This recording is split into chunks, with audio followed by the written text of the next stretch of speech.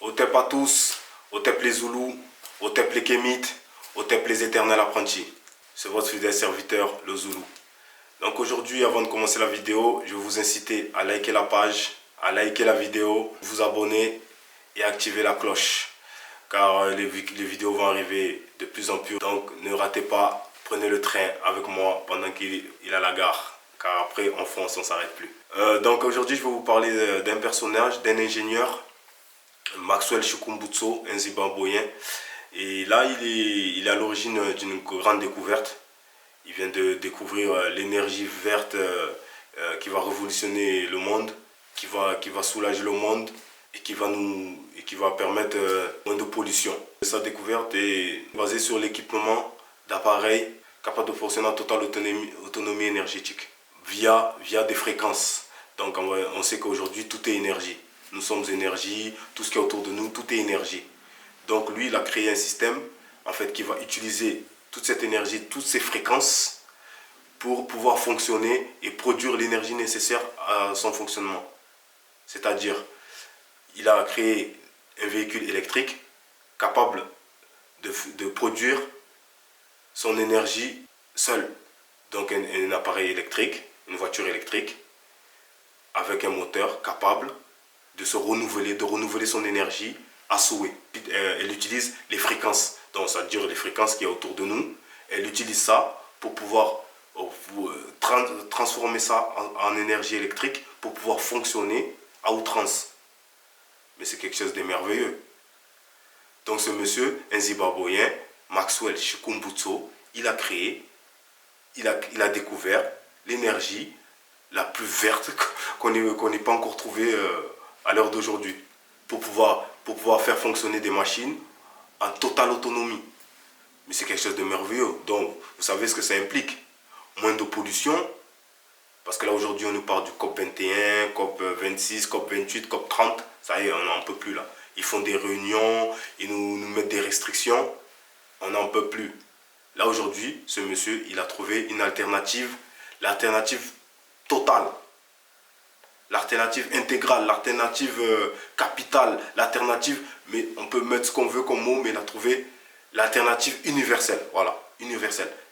On ne peut plus rien dire. Bonjour, au revoir, c'est trouvé, mettez ça en pratique et le monde va aller mieux. Voilà en gros le message, voilà en gros le gros boom que ce monsieur a fait grâce à sa découverte. Et là aujourd'hui, qu'est-ce qu'on entend? Il présente son projet devant les commissions qui délivrent les brevets. On lui refuse. On lui refuse le brevet pour sa création. Sous prétexte, voilà le terme exact, sous prétexte que sa découverte défie les lois de la physique, va contre les lois de la physique. Mais c'est quelle connerie. C'est quelle connerie qu'on nous invente là. Donc toi tu es une personne, tu as découvert quelque chose de plus normal, qui pourrait aider la société, qui pourrait aider la planète, on te dit que c'est contre les lois de la physique.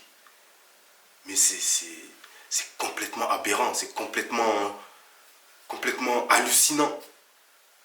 Comment vous voyez là, c'est là où il faut qu'on se réveille les frères. Il faut qu'on se réveille frères et sœurs. Comment quelque chose de sain, quelque chose qui est sain, qui va aider l'être humain, qui va aider la planète, on dit que c'est contre les lois de la nature. Est-ce que vous voyez un peu?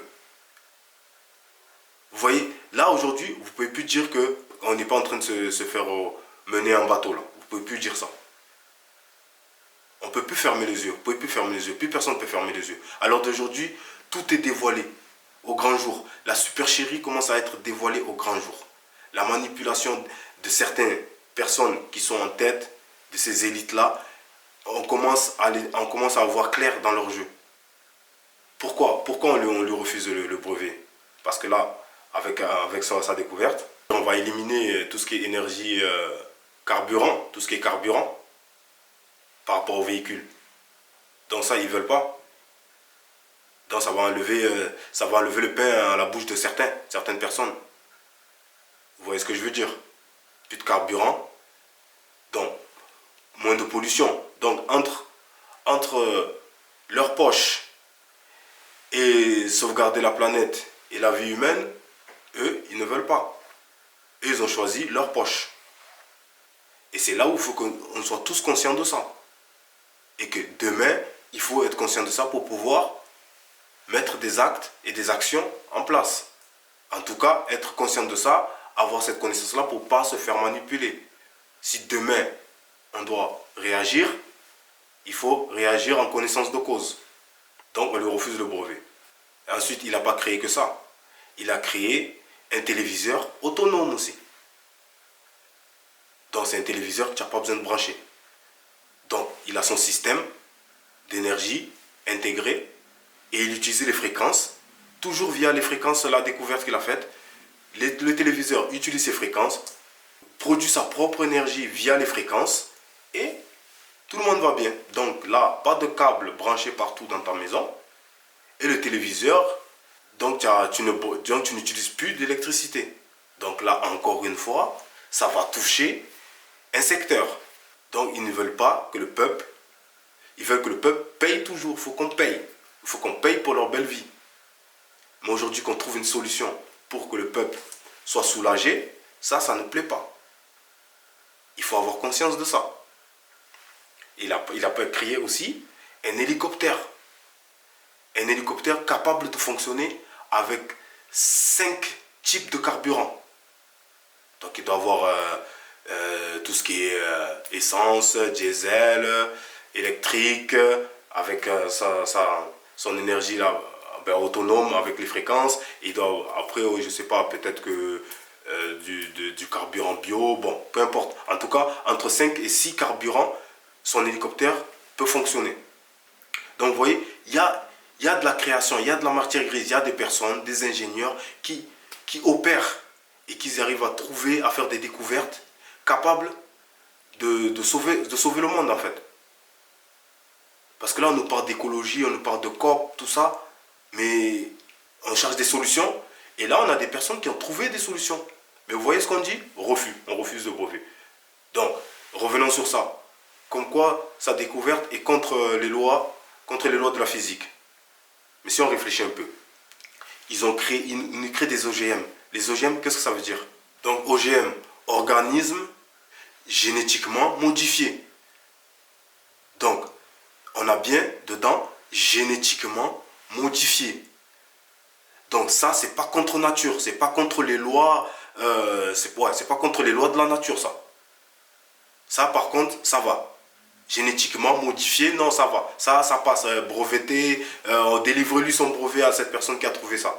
Ah, c'est quelque chose de génial. Oh là là, génétiquement modifié.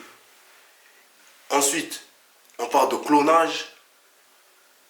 Ils ont réussi à faire des êtres humains, soi-disant. On essaie de cloner l'être humain, on clone les organes, on clone tout ça. Non, non, c'est pas contre nature, c'est pas contre les lois. Non, ça non. Mais ce qu'a fait ce monsieur-là, qui serait bénéfique, qui est sain, parce que c'est sain, c'est de l'énergie verte. Ceux qui cherchent, soi-disant, avec les COP, à réduire les consommations et tout, là, il n'y a même pas besoin de réduire quoi que ce soit. Il a trouvé quelque chose, on met en pratique et basta. C'est tout, basta. Mais non, ça c'est pas normal. Et il faut bien écouter contre les lois de la physique, ils ont dit. Essayer de faire revivre des rats, essayer de faire revivre des êtres humains, ils sont dans des trucs bizarres. Non, ça c'est pas normal. Mettre des puces dans les crânes. Elon Musk mettre des puces dans les crânes, aller vivre sur Mars, ils font des trucs bizarres, tout ça c'est normal. Mais quelqu'un qui fait quelque chose pour l'humanité, ça c'est pas normal. Réveillons-nous les gars, réveillons-nous. En plus, qui plus est, ce monsieur, il est ingénieur, donc il n'a pas fait d'école, il est totalement autodidacte. La preuve que l'école, faire des grandes études, tout ça, après on peut toujours aller à l'école apprendre, mais vous voyez qu'il y a des personnes sans école, ils arrivent à des niveaux, ils deviennent ingénieurs, ils ont des niveaux d'ingénieurs, ils n'ont pas eu besoin de passer par le cursus scolaire.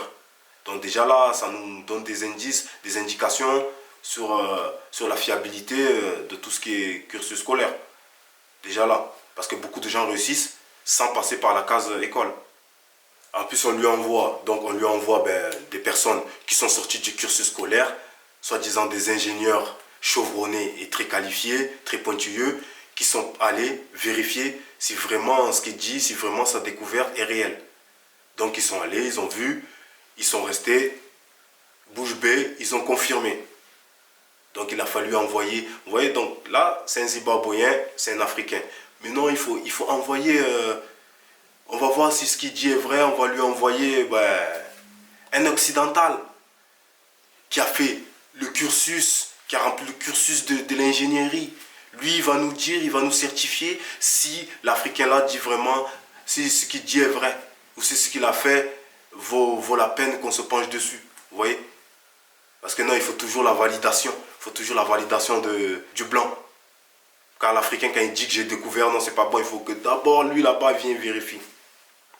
Et là, ça nous fait rebondir sur le fait d'avoir notre organisme de brevetage.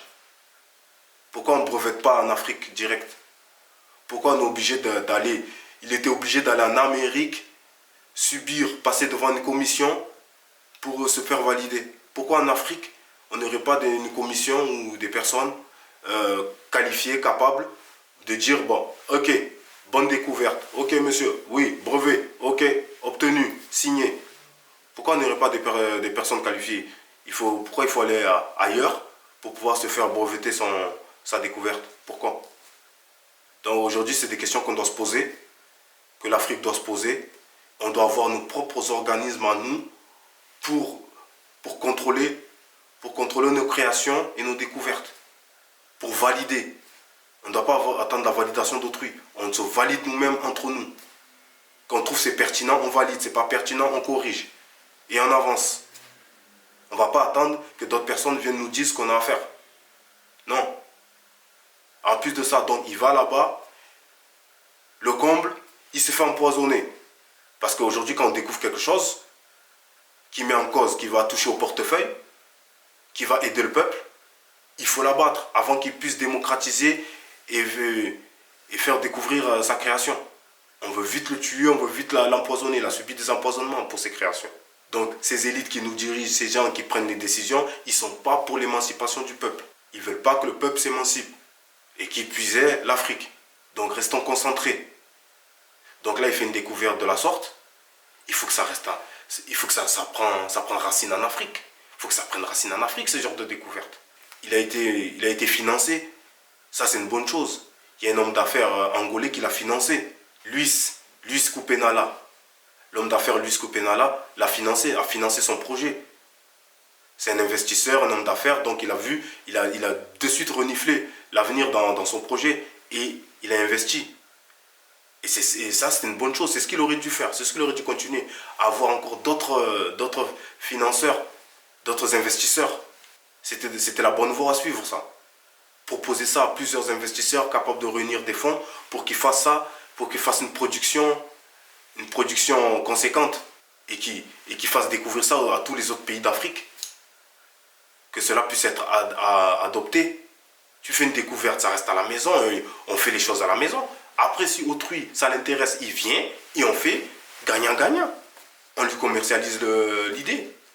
C'est comme ça. En plus, aujourd'hui, avec l'éveil qu'il y a, avec tous les jeunes de la diaspora et qui sont en Afrique, qui se développent et qui commencent à peser financièrement, je pense que si on se réunit, toutes ces personnes-là, on vend de cette création et qu'il y a une réunion faite en conséquence pour voir s'il y a moyen de financer et d'accélérer la chose, mais je pense que c'est faisable à l'heure d'aujourd'hui.